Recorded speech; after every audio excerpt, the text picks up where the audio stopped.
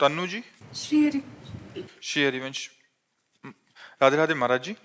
महाराज जी, आप कह रहे हैं कि अगर कोई घटना दुर्घटना मंदिर या कहीं होती है तो फिर लोग कहते हैं कि आपके प्रभु तो देख रहे थे फिर भी ऐसी अनहोनी हो गई।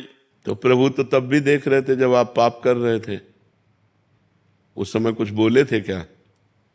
प्रभु तो उस समय भी देख रहे थे जब आप पाप कर रहे थे। तो जब परिणाम आएगा, तो चाहे मंदिर में हो और चाहे आप धाम में हो, चाहे गली में हो, वो तो सर्वत्र भगवान विराजमान है। अवश्य में भोक्तव्यम कृतम कर्म शुभाशुभम, तुमको अपने कर्म का फल भोगना होगा, चाहे जहाँ हो वो अपने कर्म का फल भोगना पड़ेगा। या तो उसका प्रायश्चित कर लेते, या तो इतना भजन कर लेते, ना भजन किया ना प्रायश्चित किया तो कर्म भोग तो भोगना ही पड़ेगा। ये कृपा कहो कि मंदिर और धाम आदि में जो कष्ट मिलता है, जहाँ बहुत मिलना चाहिए वहाँ थोड़े से काम चल जाता है। अगर मृत्यु भी हो गई तो मंगल हो जाता है। तो ये भगवान की कृपा कहो कि भगवान के धाम या भगवान के रास्ते पे यदि हमारी मृत्यु होती तो मंगल हो जाएगा, वैसे तो होना ही है। तो अवश्य जो मिनट जो सेकंड जहाँ आपको मरना है वहीं मरना है। जो मिनट जो सेकंड जिस समय तुम्हारे शरीर को दंड मिलना है वही मिलना है, ये पहले से निश्चित हो चुका है। भगवान क्यों बचाएंगे? आपने भगवान को पुकारा क्या? आपने भगवान का भजन किया क्या? आपने भगवान की आराधना की क्या? क्यों बचाएंगे? पूरे संसार को छूट दे रखी है।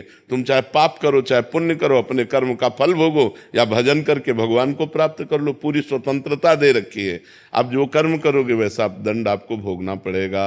अच्छे कर्म करोगे अच्छा फल मिलेगा, बुरे कर्म करोगे बुरा फल मिलेगा। भगवान को भजो और भगवान की शरण में हो जाओ, फिर भगवान जिम्मेदारी ले लेते हैं। अब ऐसे थोड़ी है, ऐसे तो पूरे सबको छूट है। देखो भगवान बहुत बड़े हैं, बहुत गंभीर हैं, अगाध समुद्र हैं। आपको आपका जीवन दे दिया, आपको बुद्धि दे दी, आपको कर्म क्षेत्र दे दिया। अब आप क्या कर्म करते हैं आपके ऊपर है। जैसे बाप ने आपको बीज दे दिए 50 प्रकार के और खेती दे दी। अब आप बम्बूल बोओगे तो दाग छुहारा थोड़ी खाओगे। आप बम्बूल बोओगे तो कांटे ही लगेंगे आपको। तो आप इस कर्म क्षेत्र में पाप कर्म कर रहे हैं।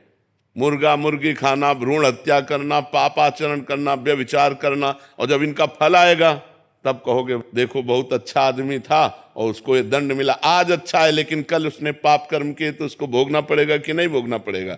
तुम कल को नहीं जानते हो, भगवान कल को भी जानते हो, आगे आने वाले कल को भी जानते हो, वर्तमान को भी जानते हैं। तो इसलिए जो हो रहा है वो अवश्य होगा, जो नहीं होना है वो कदापि नहीं होगा। हम अपने आचरणों को सुधारें, आगे हमारा जो समय आने वाला है वो मंगलमय हो जाएगा।